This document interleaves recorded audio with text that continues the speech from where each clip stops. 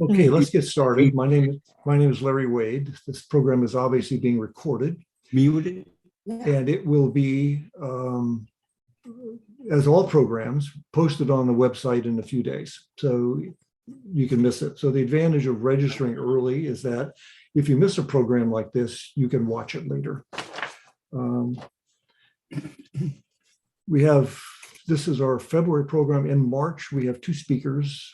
One on making a knife from a jigsaw blade being demoed and presented by Scott Lang, who is the president of one of the California Carving Club members on the Central Coast of California, and on making a knife jigsaw blade, and Jim Bergeron, who is a master at making adzes out of files and other pieces of metal.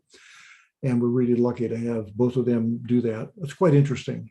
It empowers you to think about making your own tools instead of just going out and buying stuff, particularly for unique things. April is a rather unique program with Mark Downing. And Mark is a professional woodworker and carver and designer. And he's specialized in Art Nouveau everything. He's done extensive research in Paris. And it's got terrific slides and videos and examples, way more than we can possibly fit in the time we have. But I think that both of those will be very good programs. The Gathering of the Guilds, I've been harping on that in the newsletter, so I'll just reinforce that. For those of you that live locally, the Gathering of the Guilds is the largest art and craft show west of the Mississippi. Last year we had 12,000 people. Chances are this year we'll have more people. Not all 12,000 go through the woodworking section of the 6 guilds, but we have a sizable booth. We have a 10 by 30 gallery, a store for carvers to sell their things. And it's a great opportunity to make money and to sell things that you want to sell. A lot of people go to great lengths to carve things, to take them to local carving shows, and they sell some, but not everything. So even if you're out of the area and you can have things that can be shipped, mailed to us, we can sell them on your behalf. We take a 15% commission, which I think is quite low, in order to cover our own expenses. We have it staffed, and it's quite a good venture. We also have next to it a 15-foot demonstration booth that'll be running for 3 days to show a wide variety of things that are going on in different styles of carving. We need a lot of volunteers to make all that happen. So I will continue to make those opportunities visible to you. We'll also continue to make comfort critters, comfort birds being the biggest example. If you have a need, if you have a desire or skills to hand carve, rotary carve, sand, or whatever, let me know, because we need some more help to make those. We are trying to make hundreds and hundreds and hundreds of those to give away, but we're also needing to make some to sell at the Gathering of the Guilds to partly cover our expenses.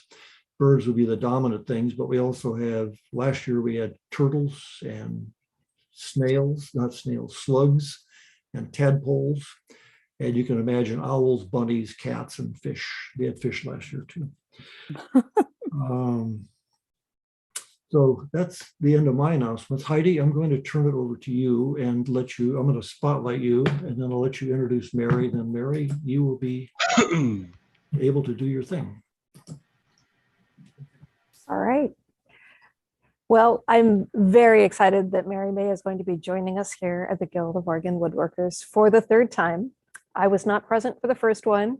I was for the second one, where we did lettering and shells. And it was a phenomenal experience. Mary is so much fun to work with. She definitely knows her thing.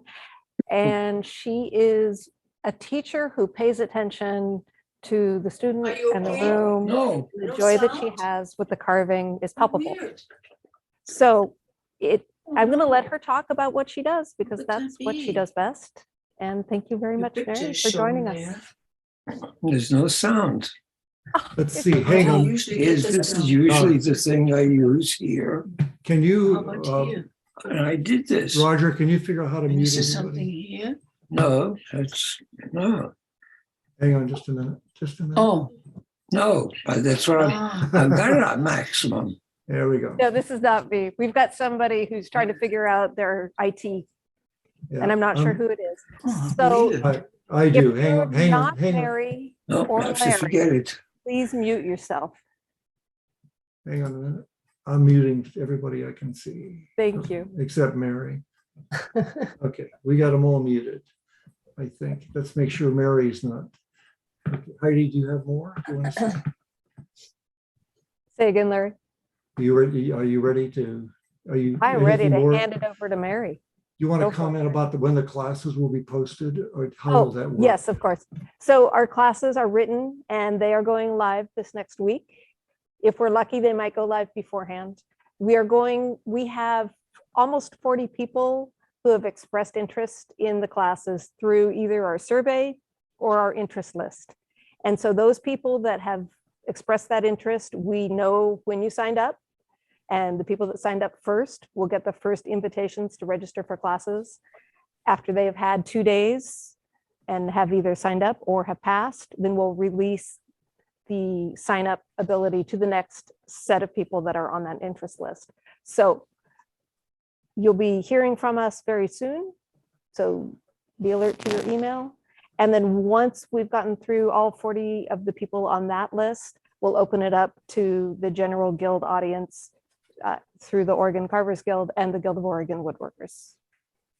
And how does this program tonight fit into the classes as a prerequisite or not, kind of a thing? We are recording this. Mary is going to be talking about carving the star. And actually, let me get the star. Here we go. She'll be carving something that looks a lot like this. This is not her star. This is a different one that we got off the web. And I have access to blanks. So if you are local to the Portland area and don't have the ability to make your own carving blank, I will make one for you and I will attach it to a board for you. And then you can carve your heart away. You can either pick it up here at the Guild of Oregon Woodworkers, at my home in Southeast Portland, or at Larry's home. So after the meeting, you can send me an email if you would like to have access to one of these. If you're taking one of the classes, I will be sending you an email asking you to carve the star as homework, because we want you to get a chance to sharpen your tools, make sure your tools are sharp, make sure you are sharp, and get your hands ready for the activity. And one other comment, Mary frequently teaches 5-day classes for beginners. We asked her to do a beginner class in 2 days. And you're not going to get 5 days in 2 days, but we want to get as much mileage out of that as we can. So Mary, I'm going to spotlight you and your microphone should be on. Hold on a second. I got some big screen just showed up in front of my face. Okay. Well, thank you, Larry and Heidi and the Guild of Oregon Woodworkers. And I still really, really love this gift that the gift that keeps on giving that you guys made last time. Is that the last time or the time before? Anyway, it's a great thing. I still use it to this day. The leather strop for my carving. And also that little magnifier too, the thing. I use that a lot, actually. I discover things that's a magnifier that I could actually look at really, really close up edges of the blade when I'm sharpening. And I have discovered some cruel things in my life, but the reality is there. But yeah, thank you for that. I'm looking forward to going back to the West Coast, and because I really don't have a lot of opportunity to go there. So it's nice to be invited out there and just see a completely different part of the country. And I look forward to that. As Heidi mentioned, the project that I'm going to be going over, I'll be going over sort of some basic stuff, but the actual physical carving project I'm going to be going over on this live stream is a good practice because it deals with a lot of grain direction. It doesn't actually use a lot of tools. I actually use very minimal tools, but it deals a lot with grain direction, which is probably one of the most difficult things to deal with when you first start. Now, I would recommend also if you have an opportunity to become a free member of my school, there's a bunch of free videos like sharpening and, talking about the tools. It's a good thing to get started, especially as she had mentioned that a 2-day beginner class, there's a lot you cover. So I'm obviously going to be going over some of that in the class, but if you kind of get an idea of working on it and seeing these videos before, then you're just one step ahead. I also have a lot of those beginner videos available on YouTube. So just to get you, that one step further, and again, get nice sharp tools too. So the tools that you're bringing, basically, it's a very basic set of tools, nothing fancy. Just want to real quickly, I'm just going to do maybe 15-20 minutes of just talking about some of the tools, how they're numbered. Talk about the long handle gouges versus little palm gouges, which I really don't use a lot of, and some of the other tools in the woods that we use. So let me just start out. I think let's go ahead, and if you want to do the close up, and I'll just sort of have my hands so you can see my hands. Okay, so you may want to, if you're not used to carving, and this part of your hand can get pretty sensitive when you're carving. So quite often I ended up using fingerless gloves, and especially the gloves that end up having a little bit extra padding along this edge. Now, obviously it's not going to end up protecting it from cuts, because this is not for that type of thing. And being obviously recorded. with the Somewhere there's something here. There was something crossed Fingers out with showing. a sound. Start video. Yeah, here you go. No? other things going on there. Hang on a minute. She's going. So obviously you're not going to protect your fingers from these, but it's this side of my hand that gets protected. And if you look at this, I've got this big hard callus right there, because when I carve, that's actually ends up running and you almost using as a pivot along the wood. And so sometimes you may need that. I generally don't use these in the just more smaller carvings, but on the bigger carvings, I do, especially if you're using harder woods like walnut or oak or something like that.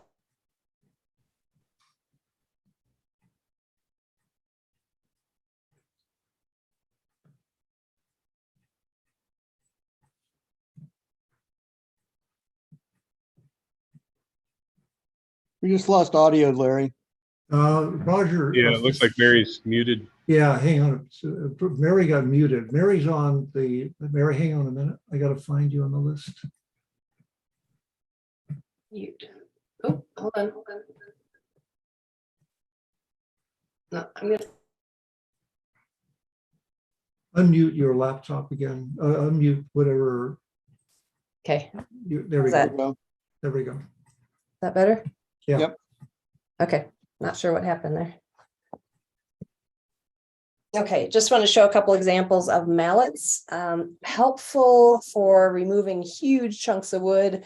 But the smaller one like this is actually what I use for doing, a little light tapping, using it because you can actually hold on to the metal like that. All right, and so you can use it both for really removing a lot and then also light tapping. This is just a really versatile mallet.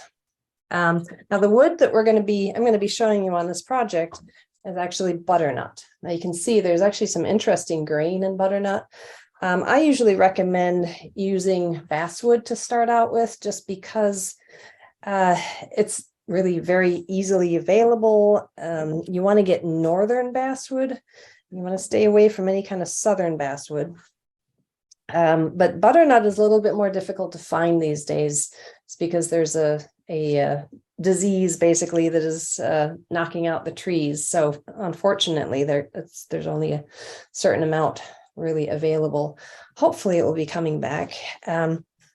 Yeah, so basswood or butternut to start out with, and then the next thing, beyond that, probably like a mahogany or a walnut, a little bit more challenging. But once you learn the techniques, how to use the tools, grain direction, all of that, then you can move on to some harder woods. And then you're really just more dealing with the effort of getting the tools through the wood. Now, what I've got here, this is really ideal when you're doing this type of relief carving like this.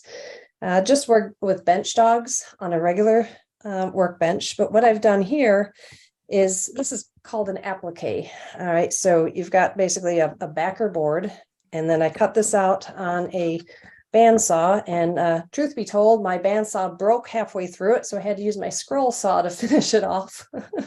So that, but that cuts out the profile. And then what I do is I take double-sided tape, and what I use is it's either woodworker's tape, or I also use golf grip tape, and just put it various places along on the back side, stick it down to the backer board, and then I can sit there and clamp this.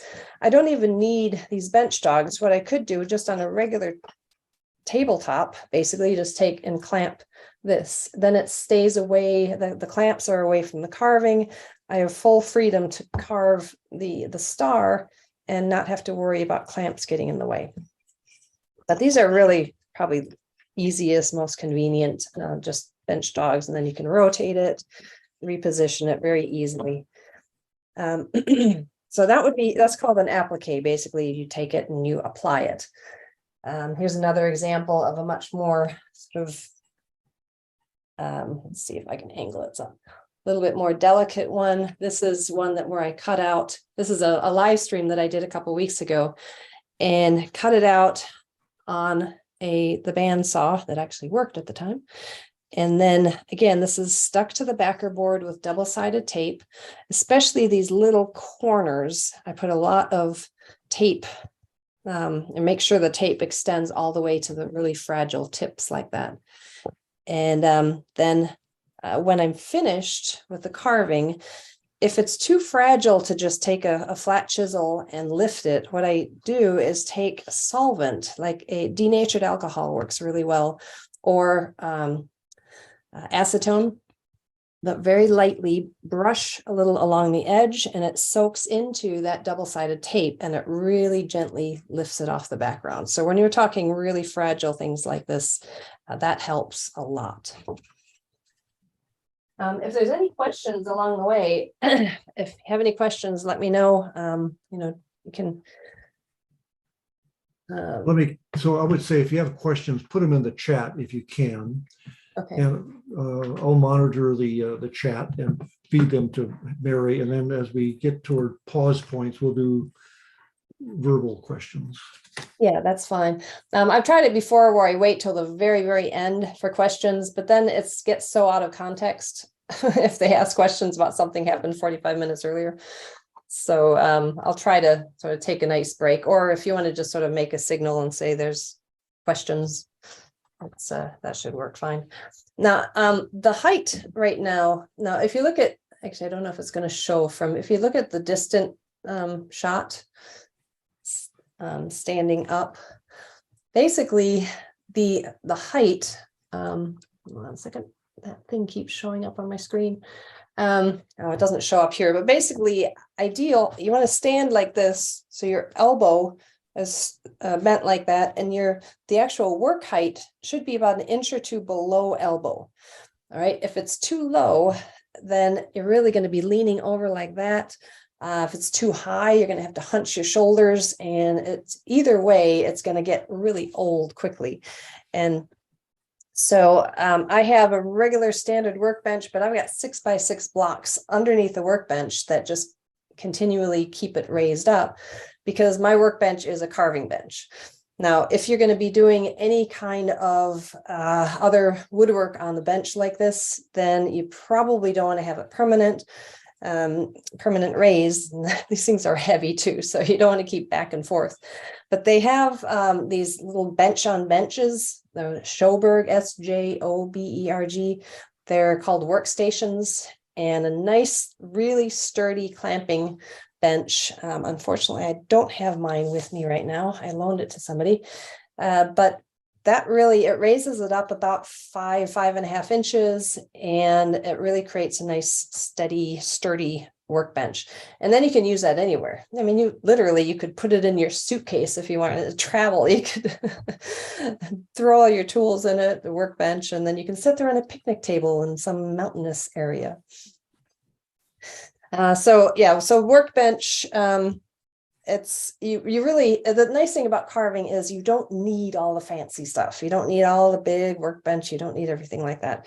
A tabletop, a flat top, backer board, carving on a backer board, and then just clamp it.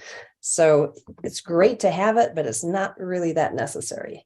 In fact, for the first 3 years I carved, I literally had a 2x6 bench that I just made, no clamps whatsoever on it, just regular C clamps. And for the first 3 years, that's how I carved everything. So, you can you can get all the fancy stuff, but it's really not necessary. Okay, just not forget anything here. Okay, just want to talk, let's do the close-up if you wouldn't mind again, please. I want to talk about the tools. So the ones that I recommend are these Swiss made. All right, now, if you look at the shape of that, do you see how it splays out like that, kind of fans out? And that's called a fishtail. And if you look at the numbers here, we've got a 3F, which stands for fishtail, /14. All right, so the first number represents the curve or sweep, and the second number references the width in millimeters. Okay, so let's just look at another one. Here's another one, 5F14. Now, obviously, you can see that I really like fishtails. They really are my favorite. They go into corners really nicely. They might seem a little thin and a little fragile, but I have never broken a tool, never bent a tool in all the years I've carved. It's never happened. So I really don't know if that should be a kind of a deterrent of getting a fishtail versus a straight one. So let's just get an example of a straight one. This is pretty much even all the way down, slight taper, but pretty much even. All right, and this is a number 2, 20 millimeter. So number 2 curvature, if you look at it like this, number 2, and then 20 millimeters wide. I want to real quickly show you where the numbers come from. I'm just going to draw. See if I can do this. Okay, let's get some pen all over me. So it starts out with a number 1. Right, and a number 1 is a flat. Now this is the first number we're referring to. Okay, so talk about this number, the first number, second number always is the width. All right, starts number 1, number 2 is very slightly curved. The number 2 is really good for doing backgrounding. If you just don't want those corners to catch, like if you just want to level a background surface. Number 3, slightly curved, a little bit more, and then as the numbers increase, the sweep increases. Except I should draw a normal curve. All right, number 6. All right, so it just increases. And then all the way to a number 10, which is actually a half round. Okay, and then number 11 is actually a U shape, flat sides like that. Flat side, and then a curve down there. All right, now that is actually referred to also as a veiner. These come really tiny. They come 0.5 millimeters sizes. And so you can do some really micro carving, miserable to sharpen. But the number 11s, it's also called a veiner. All right, and that's anything less than or 3 millimeters and less. All right, and smaller. All right, anything larger than 4 or 3 millimeters, that's called a fluter. All right, in other words, this makes flutes. So if you imagine a column with flutes on it, this is really helpful because these walls actually stick out far enough so they don't interfere. So you can really make some nice detailed flutes. So anyway, that's basically the quick explanation of how the tools are numbered. So generally, though, I like to recommend we start with a V chisel, and bear with me, I've got a V chisel around here somewhere. That is okay. So V chisel like this, all right? It's 2 flat sides, all right? So when you're talking about a set of tools, V chisel is always in my set of tools, and 6 millimeter is really my favorite. Even though on this project I'm going to show you today, I'm going to be using a little bit larger one. But then what I end up doing, actually beyond that, is just want to real quick throw a list. So a 6 millimeter V chisel, spell it right. Okay, and then I go number 3s, number 5s, and number 7s, and then just do a variety. So number 3, 6 millimeter, number 3, 14 millimeter. This is just a general starter, all right? And then you can go back and you can fill in some of the blanks. Okay, and then go number 7, 6 millimeter, number 7, 14 millimeter. So just to keep it simple, we've got V chisel, and then we've got 3s, 5s, and 7s, so odd numbers of the sweep, and then just go from 6 millimeter and 14 millimeter of each one. Now this one here, generally that the 5, 6 is kind of if you're trying to limit it down and reduce the number of starter tools, that's usually the one I say, it's a little bit more optional, very handy to have, but so generally it's basically everything there is kind of my starter set. And then you can go even further if you wanted to get more curved, go up to number 9s, more for just kind of hogging out a lot of wood, doing more deeper cuts, that type of thing. And then you can end up filling in the 6, 14, maybe a 10 millimeter, 10 millimeter, 10 millimeter of each one of these. And it gives it a nice, good range, pretty much spanning everything that's needed. Now, the one thing that's not in this set is a really small one, which I would recommend, if you're going to keep going past this, is a number 3 millimeter, something like that. So if you want to sort of squeeze that one in, just for little tiny micro carvings, little, getting into corners that are a little bit more awkward. Now, these are all standard shaped tools, no back bent, no spoon bent, anything like that. Let me just show you what I'm talking about there. So the spoon bent, all right, none of these are really more specialty tools for if you're going to be doing a particular, deep carving. And that one, and then the back bent, which is similar to the spoon bent, only it allows you to kind of raise the tool off the wood a bit more. Again, really specialty tools that I very, very rarely use, but great when you need them. All right. Are there any questions so far? No, none so far. All right. I've answered them all. Okay. I think what I'm going to go ahead and do, let me just get started on this. Let's have some action happening here. So hopefully, my computer is like right there. I'm hoping I'm not going to carve my computer. It looks good.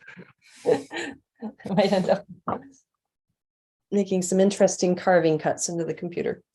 Okay, I actually don't have the original carving that I did, this was quite a few years ago. This is a lesson back, I think in 2015.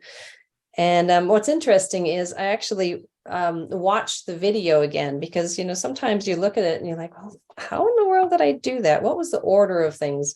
And honestly, when you start carving something, you're like, well, you figure it out as you go a lot of times. And it was interesting watching a video from 8 years ago. And I'm thinking, man, she looks so young. It's sad. So it's anyway, the process is quite an interesting technique. And honestly, there are ways, sometimes when you carve a particular design, you literally could carve it one day and carve a completely different technique or process, and then the next day carve it in a completely different way. It's really sort of thinking through how to get that end result the easiest and most controlled way possible. Now, this is a very symmetrical star. And so there really does need to be some kind of systematic process of keeping it under control of not losing the shape, of not losing guidelines. Now, fortunately, we already have basically an outline. Okay, so we can actually use the outline as a lot of guidelines, because it's forming an inside corner there, inside corner there, inside corner there. So you've already got some areas where you can already identify. Once all these lines go, then I've got some things I can still refer to. And so the whole process here, I could end up just start carving away and start shaping each of the individual little points of the star, and then go to this one, and then go to this one, and then do it more sculptural. But I'm going to show you a technique that I use a little bit more systematic, a little bit more, keep it very, very consistent along here. Now, this is going to be quite a deep 3-dimensional carving. This is 1-inch thick wood. And I've drawn a line down there about maybe a 1/4 of an inch up. And that's where it's going to end up coming down to, and then there's going to be this final ridge along there. Okay, but all of the upper carving from there is going to be shaped into the star. So I'm going to go ahead, I'm going to take my V chisel. Now I'm actually taking a larger V chisel than I normally use, because I want to try to reach as deep as possible. This is an 8 millimeter. All right, now let me just tell you real quickly. Number 12 represents the V chisel and a 60-degree angle V chisel. Various numbers, 13, 14, 15, represent different angles of the V chisel, but the 12 is really my favorite, and that is a 60-degree angle. So it's number 12, 8 millimeter wide, and the 8 millimeters is a straight line from corner to corner across that way. All right, I'm going to go ahead and use my mallet, but I'm going to start about halfway here, and basically the intersection there and there, this is the line I'm going to follow. I'm just going to go along all of that, and I want to take that, so clear a little bit away and then come back.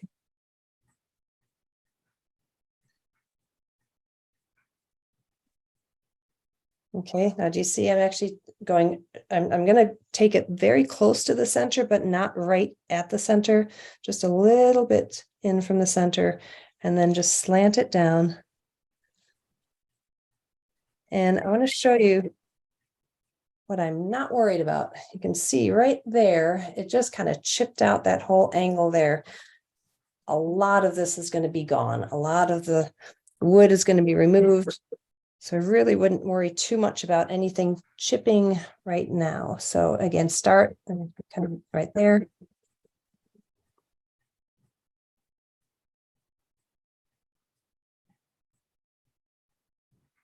So I'm really maxing out this V chisel right to that point. You can see. Okay. Now, might be a good idea to, because there's a lot of lines here, take, and maybe with a colored pencil, make sure you know which one you're actually going on. very easy to get distracted.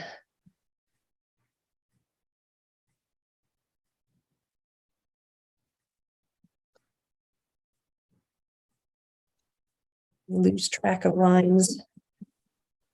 Okay. And I'll just push through because that's left-handed and my left-handed mallet just doesn't cooperate with me. All right, now bear with me here. I'm afraid I'm going to hit the camera. I may have to rotate my piece. Okay, so now as I'm doing this, notice how I'm holding this. I've got my hand right here, really holding and bracing that.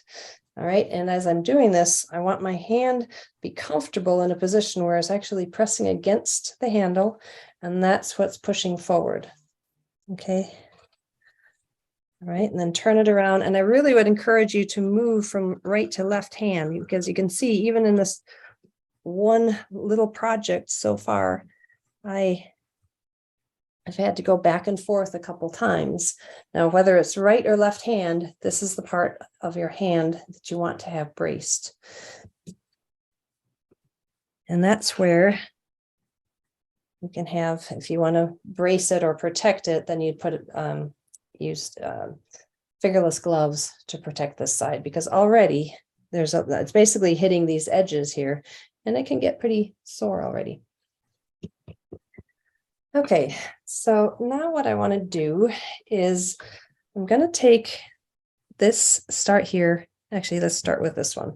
Now the grain is going basically like that. Okay, I've kept it pretty straight. And what I like to do is position the carving so that basically it goes parallel to the edge of the bench. If it was going off this way or off that way, or let me show you this, I was going to rotate it like that, then the grain's going like this, right? It gets a lot more confusing. And it's actually sometimes more difficult to carve. I generally try to keep it consistently parallel to the edge of the bench, because that means you generally are going to be carving this direction and this direction rather than forward and backwards. Now there's going to be some exceptions in this one because you're going to go all over the place, but generally that's what I try to do. I'm going to go ahead and I'm going to take this whole surface down very close to that line. Okay, then I'm going to leave this high and I'm going to angle it down. And this is a number 2, right? It's not quite a flat chisel.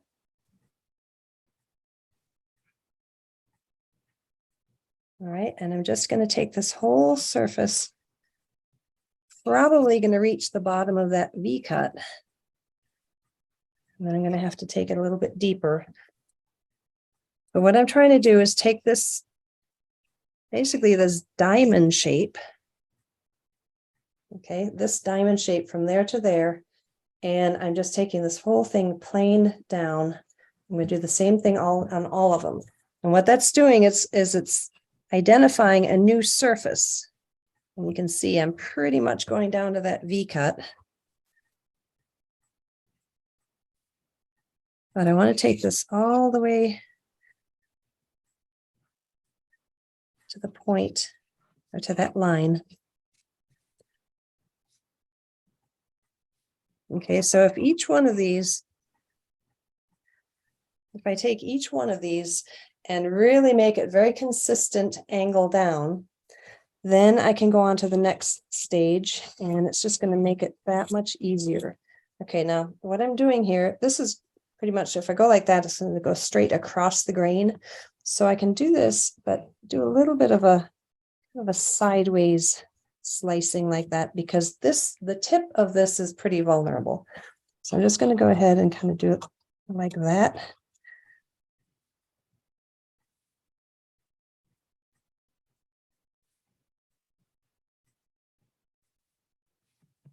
Mary, it's fair to say that if they were using your starter kits, they would use the number 3, probably the 314. Yes, sorry. This is, in fact, I've got one. I'll go ahead and use that this is a number 318. You can use a 314, but it's what I'm trying to do is get something, use a tool that has a slight curve to it so that I can actually do a little bit more hollows. I could do this whole thing with a flat chisel, but if you've noticed, even on the other one that I was using, it kind of wanted to snag a little bit and catch. And so this is really just to do a little bit of a slight hollow, and it just makes it a little bit easier. But yes, thank you for mentioning that. So you can use a number 314. You can use that on the, if you have a larger number 3, obviously it's just a larger surface. Let me grab a number 314. I'll show you how that works. Just going to take a little bit more cuts to get it down. That's all. So this is a 314 that I'm using right here. Okay, so do you see now? Just keep going down in this direction. All right, same thing. It's surprisingly, it seems like a very simple shape, but there's a lot you need to think about.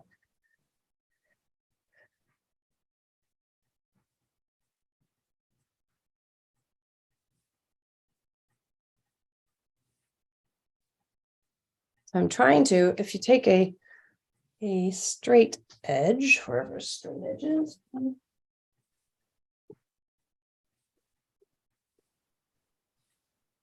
Basically, the goal is to have that pretty straight from there down to there. You look at those five, if you look at those 5 points of that star, which is the least vulnerable and which is the most vulnerable point? Good question. Well, I would say because of the grain direction right here, these are pretty, the tips of the star right here is pretty secure on this one. There's this one, which you kind of have to be a little careful of. There's this one, definitely. And then there's a little bit of that one. Okay. These two are the least vulnerable because the grain's going along that way, grain's going along that way. Okay. The most vulnerable parts are the ones where the grain's going right across there, right across there. So you end up really having to do more kind of sneaking up on it, coming at it from the side, different angles, that type of thing. Yeah, you may want to consider getting some gloves because my hands are getting a little bit raw. I guess that means I just got back from a cruise. That means I shouldn't actually take a break. My hands have gotten softened. Okay, so now as I'm doing this, just start to do the same thing here. Angle that down.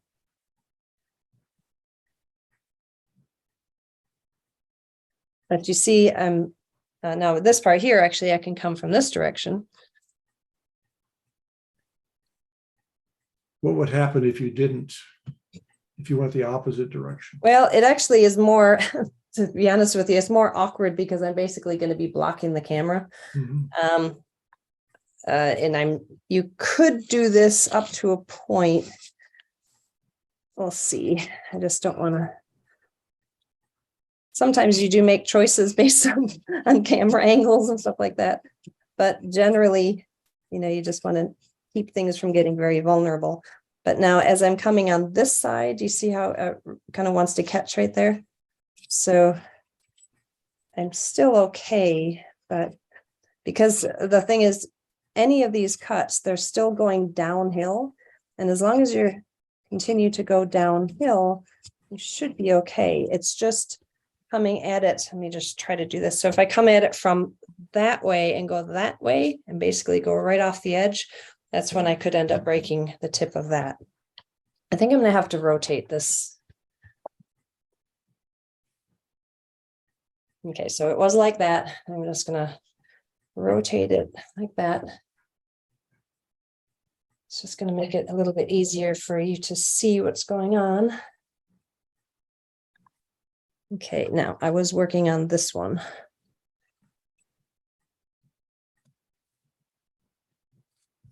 Okay, so this process, because I'm taking a flat surface and I'm just simply going downhill, the grain direction is not really critical. It's when we start to angle each of the individual points.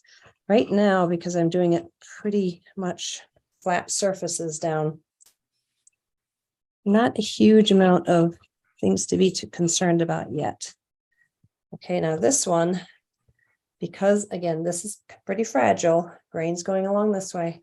I'm going to go ahead and just do this, kind of sneak up on it, sideways cut.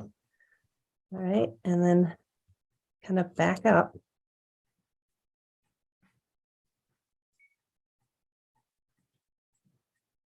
And just take your time with it.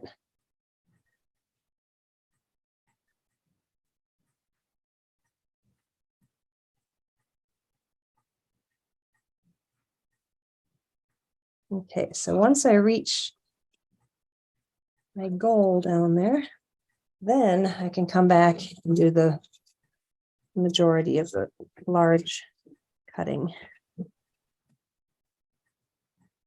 What would a beginner do if that tip broke off? Well, I was going to say you could do a design adjustment, but I'm not sure you could do that with a star. You basically have one blunt star. So I would say get the super glue out, stick it back on, and hope for the best. And yeah, there are a lot of times when you can do some creative adjustment and just redesign it, but a star is not necessarily one of those. You know, it's symmetrical. It's well, I guess if you have one knocked off there, then you have to knock all the all the rest of the tips off so they match. That's the whole thing about symmetrical designs. If you break one side, then you just have to make everything else look the same. And then you can tell people who look at it and say, you know what, I did that from the start. I wanted to do that. You know how that goes.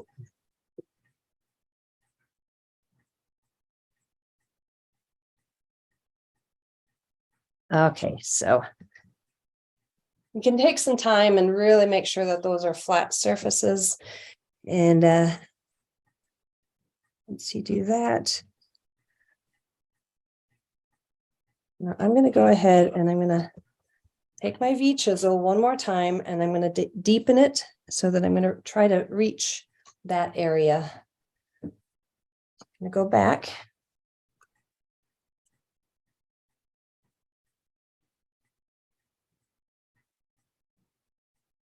And this is then going to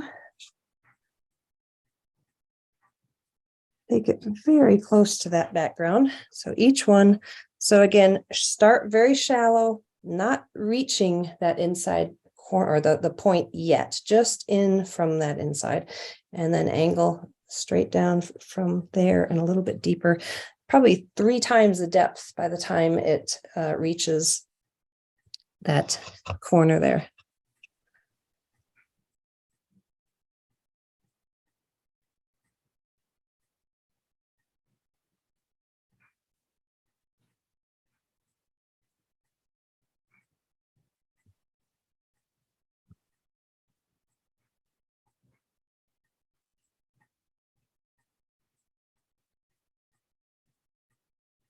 All right, and then again, I'm using quite a large V chisel, but that's really simply because this is I ended up making this a little bit deeper than I normally would have. If you end up using a smaller one, you're just going to have to go a little bit shallower, take it down. Now this time it's taking me 2 times of cutting this down.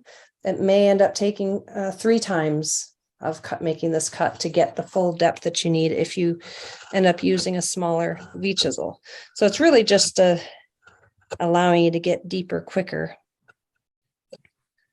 Would your approach to this carving differ if you were using basswood or walnut or some other wood? Not necessarily. No. Basswood, very similar. Walnut, you just really, well, I definitely would be wearing gloves at that point with the walnut.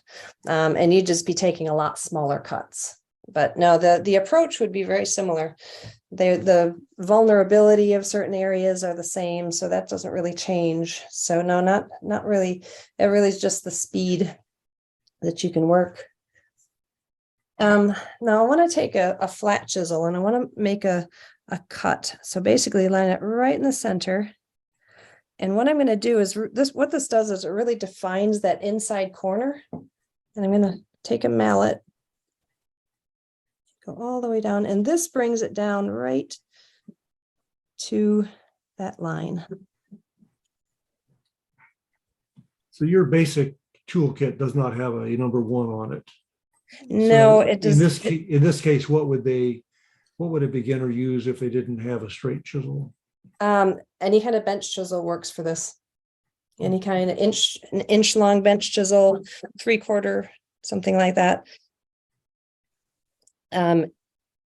It doesn't really matter because basically what you're trying to do is line it up to there, because you're not using the flat chisel to actually carve. You're really just using it to set in that very sharp corner.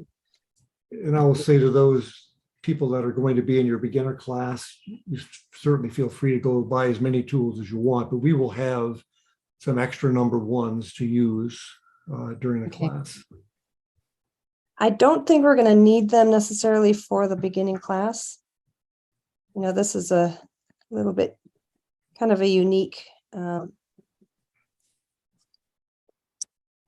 tool or unique project in that it's, you know, using really very few tools, but some unique ones.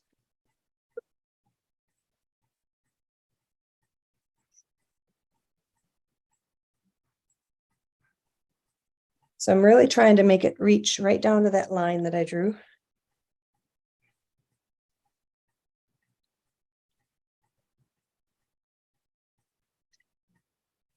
And this is also where I want to make sure as I'm doing this that it doesn't wander, that it really stays in, rolls forward, lines up, rolls forward, so that it really stays nice and straight.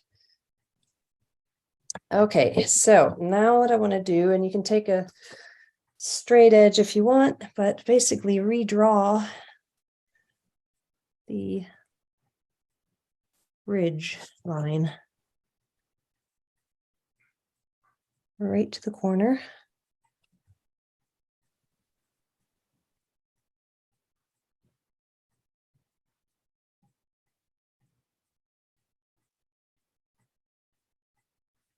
And so now the next steps is really where you're going to be dealing with making sure you're approaching it from the correct grain direction. Everything else, because they were all kind of sloping downhill, not that critical of grain direction, but now we're going to be taking each side, angle that down, and we're going to need to pretty much figure it out as we go. So I'm going to go ahead and I'm going to stick with the number 314 since that is part of the basic set. So might take a little bit more wood, but what I'm going to do is on this side, I'm going to take it and go this direction. And then this side, I'm going to probably have to come in that direction or maybe even across, because if I come in this direction and it's angling that way, I'm going to be going against the grain. So just going to start with this side.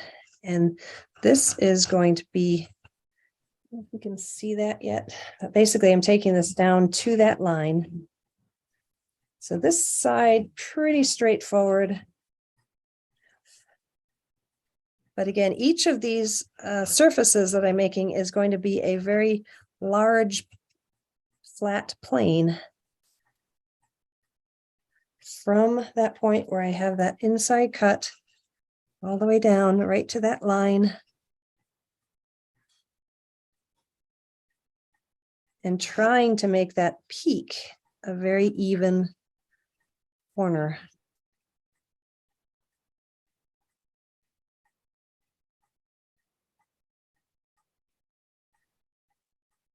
Okay, so I'm just going just short of that peak, because when I take this one down, I'm going to do most of the removing of that.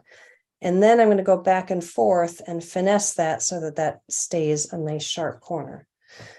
So I'm just going to do some test cuts here. So if I go that direction, it's going to want to snag. Not badly, but it is. So I'm just going to go more across the grain. And then I've got to reverse it. Okay, now coming back in this direction.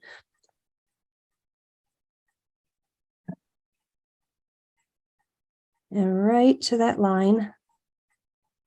And again, a flat plane surface from that line all the way to the corner. And you know, if it doesn't work one way, it doesn't work the other way, the grain doesn't work, you need to stop then and go across the grain like that. And that is going to be really the solution if nothing else works. Just go across the grain, kind of a slicing cut like that. But I think I can probably do most of it like this. Okay, and because of that flat chisel cut, it has a really nice clean inside corner that this ends up really getting a nice crisp edge. Okay, it's a little hard to see over the edge, but Well, how long do you think it takes a beginner to learn to be ambidextrous? usually what happens is within the first day of a beginning carving class. So yeah, once you sort of push yourself through that initial awkwardness, and I really would encourage you right away to sort of kind of push you through that. Yeah, within, I'd say probably the first day, they're pretty equal. Okay, so now this one, very similar to this, right? This way, and then this side is going to have to come back in that direction. So let me just finish that one. So those two are pretty symmetrical.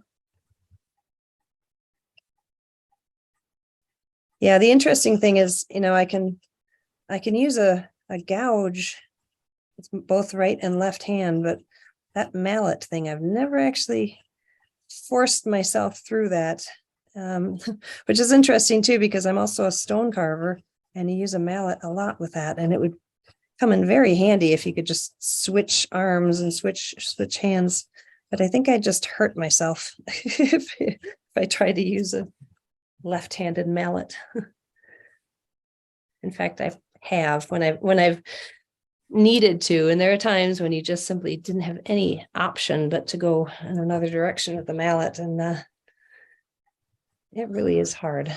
So what I need to do for that is kind of spend about 3 or 4 days in only carving with my left-handed mallet. And I'm waiting, Larry, I'm waiting for that engineer, the brilliant engineer, to design a left-handed mallet. Then I can use it. Does stone have grain? Sometimes slate does, but generally when you're talking like limestone or marble, that type of thing, generally no. But yeah, slate is almost like I define it as petrified phyllo pastry. So yeah, you definitely have grain to deal with. One of our serious woodworkers said he was carving for 50 years, but he never carved wood. And that interesting conversation was he was a jeweler. And he carved wax. He carved jeweler's wax in order to make a cast, which then became lost wax. And it was very hard wax. It's quite interesting. And that's, you don't have any grain to deal with that. No. And if he wanted made a mistake, just like working with clay, I think if he made a mistake, he could heat some wax up and put a little back. Right. I like that idea. All right, I'm going to go ahead and I just rotated this. So these are the two that I finished. And so now I'm going to go ahead and work on this one because it's, again, pretty symmetrical going this way and this way. And then I'll work on the other two, but basically coming in like that.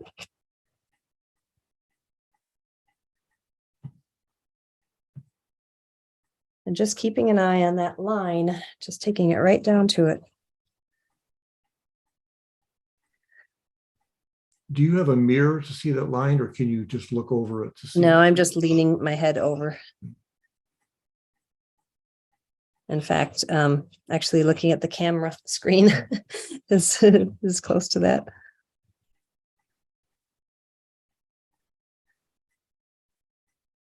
Okay, I hadn't gotten as deep as I wanted to get with that. You once said that the number 314 fishtail is your favorite tool or your most used tool. Is that Probably true? the most used, actually, probably my favorite is a 3.6 because it's a little smaller and it kind of fits into all those areas that nothing else fits into.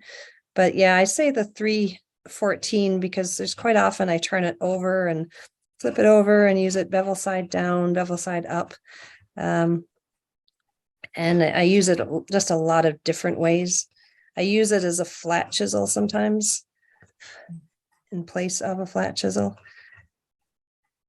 And the flatter gouges really can be used in many, many different ways. Larry, maybe we need to talk about this. I need to do a class where we only use 3 tools, but make a pretty complex carving class.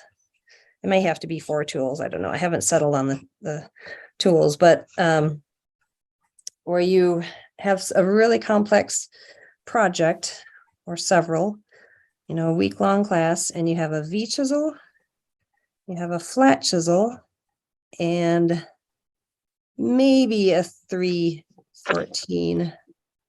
I haven't settled on what what those other ones are, but it would be a very interesting project because it really teaches you how to use tools that you may not really realize. You're end up kind of limiting yourself sometimes when you feel like you have to have the exact size tool and exact shape. But if you have, a complex project like this and you've limited tools, you figure out how to make it work. And it's really a very interesting learning process. All right, I'm going to go ahead. That didn't actually reach that line, did it? This one, now I'm going to go ahead in this direction. And then this one, I think I might have to come back in this direction. Let's just do one side first. It's a little unpredictable because it's still at an angle and you're almost going across the grain, but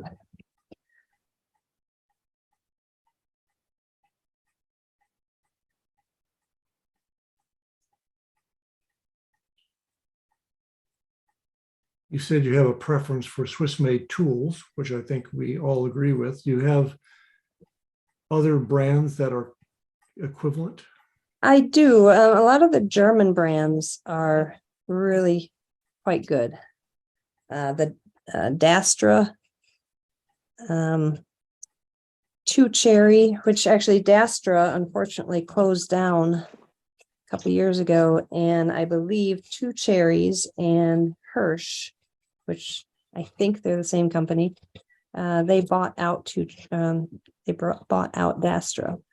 So basically, there's only one, possibly 2 German companies now, and it's all sort of lumped together. But German, Henry Taylor, which is English. All right, and I'm going to go, before I go too far, I want to go in this direction. Right, if I go across like that, it's going way too much across the grain. So I'm going to kind of sneak up on it like this direction. Let's see, there's a French Ariu, which really nice fishtail gouges, but really very difficult to for them to get the tools in stock. I don't know what happened after COVID, whether they're able to kind of climb back, but they really struggled during COVID in production. And so I just have no idea whether they were able to really get back in online. For our local carvers, Woodcraft sells Swiss made. We have another major local store called Woodcrafters, Right. and they sell a brand called Bracht, Bracht, which is the owner of that store made a trip to Germany for the factory, and it turns out to be the Two Cherries foundry. Okay. So the Bracht brand is widely available in Portland. And from my perspective or understanding is they are same high quality as Swiss made and are in the same spirit of or the same quality as Two Cherries. Okay. I've never heard of them. Yeah. I'm going to go ahead and do this side from here. Yeah, I mean, if you also ever get a hold of Japanese carving tools, they're really good quality. A little bit more expensive, but just the quality is amazing, and sharpness. Just the quality of steel. Yeah. So I think you already dealt with the question of is Henry Taylor gouges from Lee Valley or in the same category as Swiss made? It's a little. I've had some issues with Henry Taylor in the past, but they supposedly have improved and kind of got back up to the quality that they were. And they had a really good reputation about 40 years ago. And then they faltered quite a bit for about 20 years. And so if you get find any Henry Taylor tools that are about 30 years old, something like that, usually you can't get them sharp. I've got a handful of them that I sort of put aside because I just simply couldn't get them done. So supposedly they figured it out and came climbing back. But I was such a burnout of spending money on tools and then discovering that they didn't work that I haven't really ventured into getting any more and risking that. So hard to say what's happening with them, but I haven't heard any horrible things about it. Haven't heard any great or there's another English brand that is Ashley Isles, and let's see if I'm forgetting anything. There's a Stubai, which is Austrian. Those are good too. Sadly, I don't think there's any American made tools that I can really recommend, except for the what's that called? Flex cut tools. I have used some of those and they seem to be pretty good quality and they hold a good edge. They're just kind of a little strange because they're like what they're called, they flex. And so it's a little disturbing when you're carving and they have a little bit of a flex to them. We had a question about how about chaff? From what I've seen, I've had students bring them in. Generally, what I've seen is they really need to be sharpened. And that ends up being the difficulty thing sometimes when you're first starting is if you buy a set, it's very reasonably priced, but they need a lot of help when you first buy them. So that's one thing I would be cautious of. They're similar shape to the Swiss made, fishtails and all of that. Seem a little bit more bulky than Swiss made, but I'm kind of partial to the Swiss made, and just the fact that I've seen too many students show up with the shaft that aren't sharpened, and then you really can't start on you get a 2 or 3 day beginning class, and you have to spend 2 or 3 of those days sharpening tools before you can actually do anything. So make sure that, if you are going to buy those, that they do end up being sharp. Okay. I'm going to do one other final thing, but that's basically it. And so I'm going to take my V chisel and just very, very do a final little cut just to clean up, because in the process there is There's a lot that can happen to those inside corners. And it's not deepening it much, but just cleaning up those corners.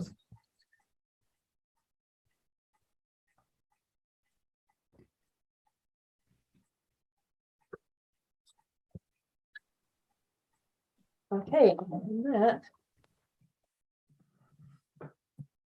I'll show you how to remove it from the backer board.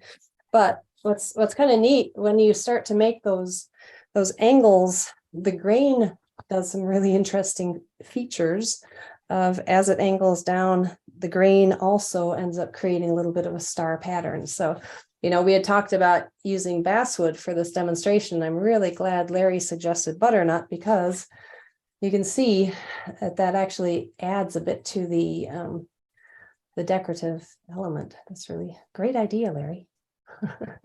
Well, for those of us that are around here, we have a really good source of butternut in Moore Roughouts in Randy Moore. He made annual trips in the summer during COVID to bring trailer loads of wood, basswood from northern Minnesota, North Dakota, basswood and butternut.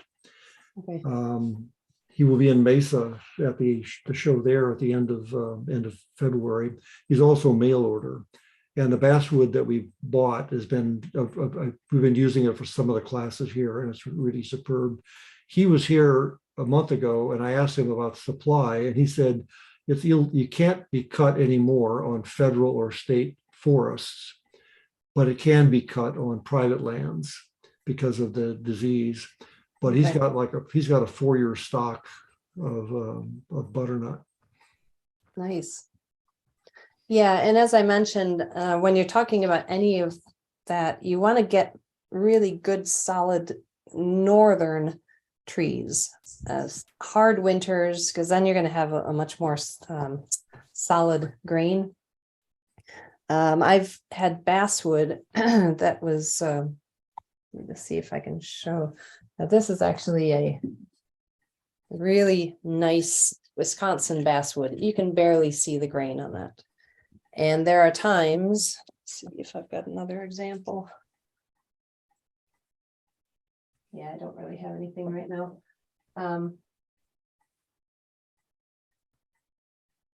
Sometimes you can end up getting some that's very, very streaky, and you can actually see some pretty heavy grain, almost like the butternut, but it ends up being a little bit more challenging to carve. And the whole thing about the the basswood without any grain is just that. It doesn't interfere, it doesn't affect the carving that much. Yeah. A little boring, not the most interesting just because of the grain, but so no, I'm glad I decided to use that. Mary, we have a question, but I'll just use this as a prelude to other questions. That would be a good time to put them in chats. It's a knife question from Bob Mack. He said, do you not use a knife very often because of the type of carving you normally do or for other reasons? Honestly, I just was never trained to use a knife.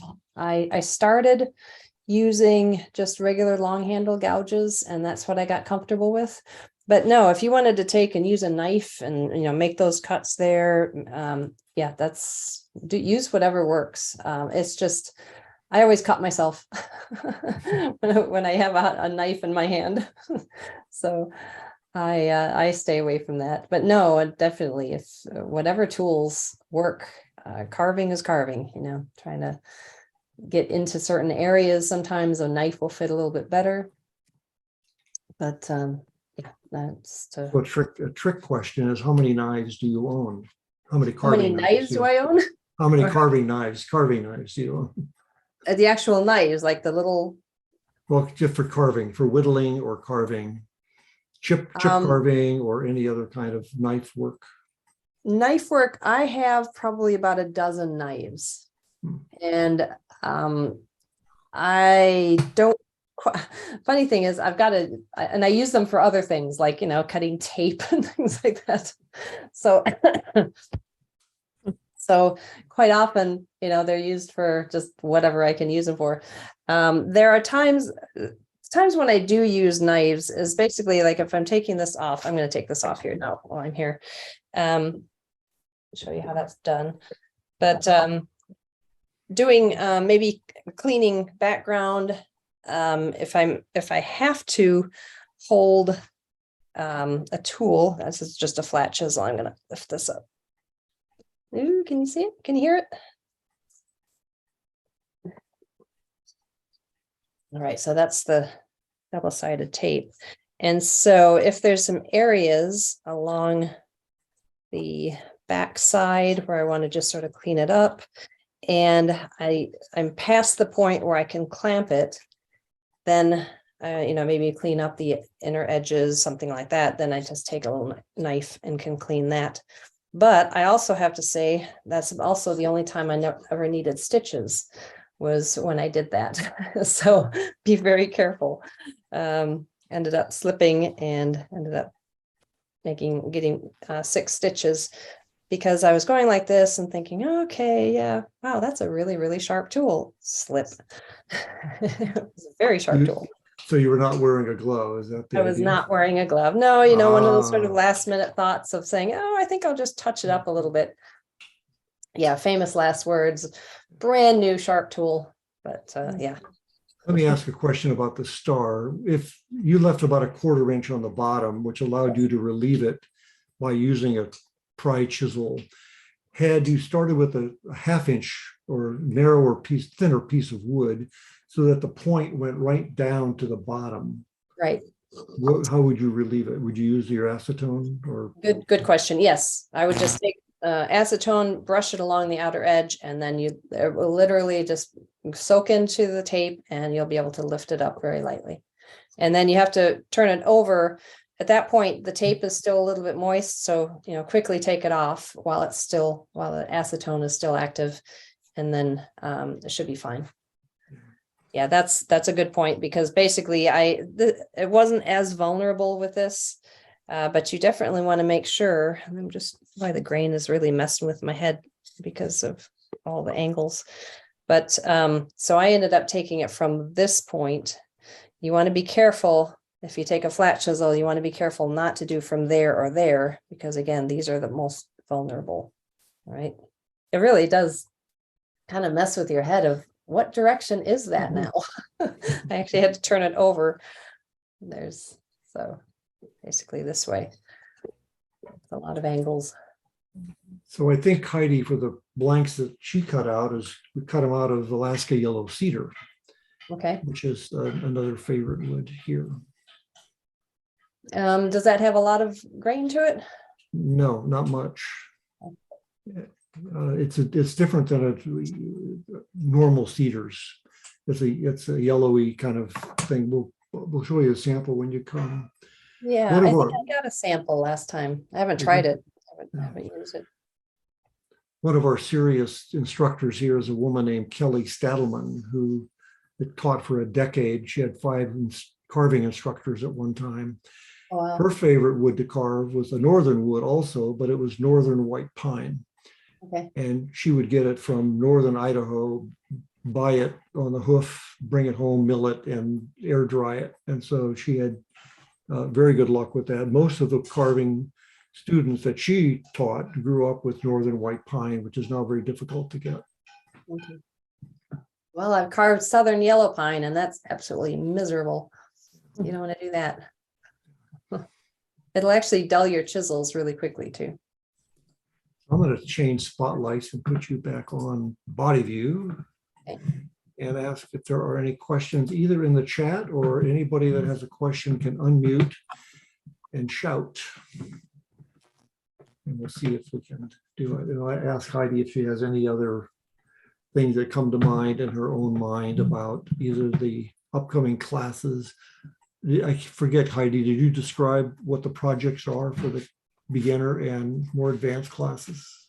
That's a good point, Larry. I was going to jump in and say we have finalized those classes, and the beginner class is going to be a high and low relief calla lily. And so it's basically the same design, but you're going to get to experience it in a very thin mode as well as a much deeper mode, and it takes very different skills. And then, so that's the 2-day class. on Wednesday and Thursday. And then on Saturday and Sunday, we'll be doing a more intermediate advanced class, and that is going to be the Gothic leaf. And as everybody continues to talk, I will try to find an image of that on Mary's site and put that up Yeah. for those of you that aren't familiar with that. It's a beautiful decorative element. It is a lot more challenging because of all of the undulations on it. For people who kind of want to take it to 11 and do something even more challenging for themselves, you can carve that in a deeper relief. And then I will also have some boards, instead of being in basswood, you could choose to do it in a different wood. I think we'll be able to get some walnut for that, but the secondary wood is still undecided. Oh, and then the third class is the tips and tricks class, and that's going to be on Tuesday, the same day as the Guild of Oregon Woodworkers monthly meeting. And that class was originally scheduled for the afternoon, but we've been able to move it to the morning. So it'll be from 9 to 1. It is a lecture class, not a carving class with your own hands, but you're going to learn a lot that you can take to your own wood in your own shop with that class. So it's double Aha. spotlighted now. Okay, I'm Nice. doing this. I'm covering that up because the tip of the flower broke. So there you go. Covering that. You didn't have to tell us. So this is one what Heidi was talking about for the beginning class, about showing the difference between very shallow relief and then this applique or deeper relief of the same exact pattern, but the technique of actually carving it and making it show up and show more depth. It's really an interesting project. Every time I've taught this class, people have really walked away with just a lot of understanding and realization of how dimension and how 3-dimension works, and how tricking the eye to this one, making it look a lot deeper than it is and very, very shallow. And then you take this and you actually have the room to actually shape it. And so it's a really good learning process, especially for beginners. So, and then I finally found this one. There we go. That's Fantastic. the Gothic leaf. It's really pretty. I mean, this is the basic Gothic design, but then this lovely design curled around. And this actually, last year we went to England, and this is from a photograph I took of just a detail in a church. And I kind of fell in love with it. And I thought, you know what, I'm going to try to carve it, but a very subtle little twist. And so adds a little bit more to just kind of the standard Gothic leaf design. This And I noticed, Mary, in this, that really brings in some of the same details that you do in your acanthus leaves with the eyes and then the overlay and some of the shapes of the edges of these leaf lobes. Exactly, talking about, and we'll be going over, doing drawing techniques of how the very subtle edges, all flow in and how they all balance. And if you look, you can kind of tell that it actually is kind of these bulbous areas like that. And that's really what defines that kind of Gothic feature. Can be a real challenge because you're basically carving into a hole into wood. And so you're dealing with a lot of grain issues. But that's very, very typical of how the Gothic design is formed. Very unique in itself. This is another one. You can see that. So you got this sort of bulbous thing here, and then you got it sort of waves and flowing. But all of these lines, like Heidi was saying, that there's a particular way to draw this, and that all these lines flow down and flow towards the base.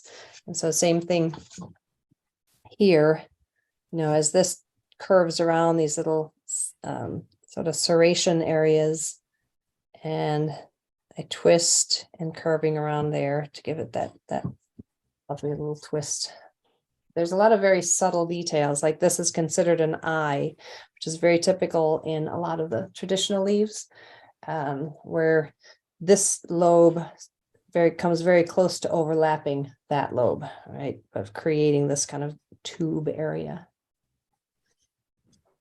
You commented this is kind of a challenging project. It's not simple. No, this is not carve. simple. No, this is probably one of the more challenging just because, well, first of all, this vein line, it's actually raised. Quite often, you end up just doing sort of a V cut and just, it's a vein. But this is actually raised. So you basically have to take the surface here and the surface here, lower it down, but at the same time, keep this kind of bulbous appearance. And so, here, see it like that. And so that in itself creates a little bit more challenge. Yeah, it's kind of exciting to do that. And same thing with the other one. You actually see sort of the raised veins, which you go down into this valley, and it can be a real challenge to get in there. And see the side view of that one. So during the class, I'll bring the extra leaf along so you can kind of get an idea of how all that works too. Okay, well, I think there are no more questions in the chat. So let's give one last opportunity for that. Oh, This is actually one I made when I was going to school in at the City and Guilds in London. You can tell it's kind of old, but you can tell the really aggressive hollows and sort of bulbous areas. But I'll be bringing all these samples too. So if anybody wants to carve one of those, you certainly can. See how ambitious you are.